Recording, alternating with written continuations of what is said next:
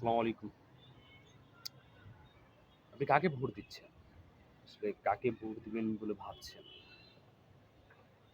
এটা কিন্তু আপনার নিজস্ব একটা চিন্তা। একদম নিজস্ব একটা চিন্তা। কিরকম?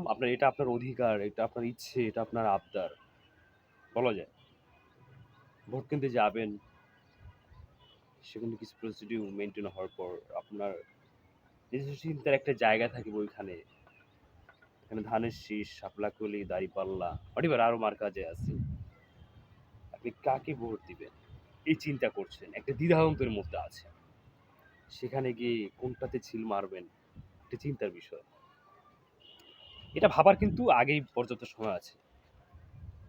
বোঝার সময় আছে।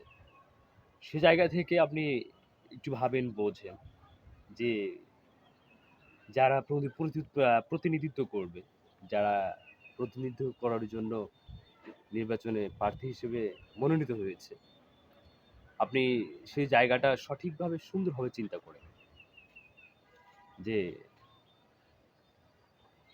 নির্বাচনের পর থেকে ৫ বছর আপনি যাকে ভোট দিবেন, যাকে সাপোর্ট করতেছেন, সেই মানুষটা আপনার জন্য, আপনার সমাজের জন্য, আপনার দেশের জন্য কতটুকু উপযুক্ত, কতটুকু যোগ্যতা সম্পন্ন। সেটা আপনার জন্য না হোক কিংবা আপনার পরিবারের জন্য না হোক, সে দেশের জন্য, সমাজে কতটুকু কাজ করবে, সেই চিন্তাটা তার ভেতরে কতটুকু আছে, কি পরিমাণ আছে, সেটা আপনি জানেন। এবং সে ব্যক্তি হিসেবে আগে থেকেই জানেন কিংবা সোশ্যাল মিডিয়া হোক কিংবা অন্যান্য মাধ্যমে আপনার জানার সুযোগ হয়েছে, তাকে বোঝার সুযোগ হয়েছে। সেইটুকু বুঝে জেনে তারপরে সেই মানুষটাকে ভোট দিবেন।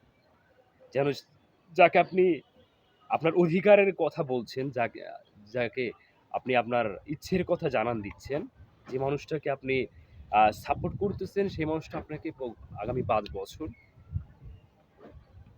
যেকোনোভাবেই হোক আপনার উপকার করবে। আপনার ইতিবাচক ভূমিকা, আপনার প্রতি ইতিবাচক ভূমিকা রাখবে। সমাজের প্রতি ইতিবাচক ভূমিকা রাখবে, কাজ করবে, মানুষের জন্য কাজ করবে। সেই ধরনের ব্যক্তি সে কিনা, তাকে ভোট দিন। হতে পারে সে আপনার আত্মীয় হতে পারে সে আপনার কাছের প্রতিবেশী, যেই হোক না কেন whatever। সেই মানুষটা আদৌ কতটুকু মানুষের জন্য, সমাজের জন্য, দেশের জন্য, এটা আপনার চিন্তার বিষয়। এটা আপনাকে ভাবতে হবে, বুঝতে হবে। আপনি যখন এর বাহিরে চিন্তা করবেন যে না ভোট দিয়ে দেই আত্মীয়তা, মানুষটা সে যেমনই হোক না কেন, এটা যদি ভেবে থাকেন ভুল করবেন। এই চিন্তাটুকু করবেন না। ভোট দেওয়ার আগে চিন্তা করবেন, বুঝবেন যে মানুষটা কতটুকু উপযুক্ত, মানুষটা আগামী ৫ বছর কতটুকু কি করবে, সেটা বুঝে জেনে তারপর ভোটটা দিন।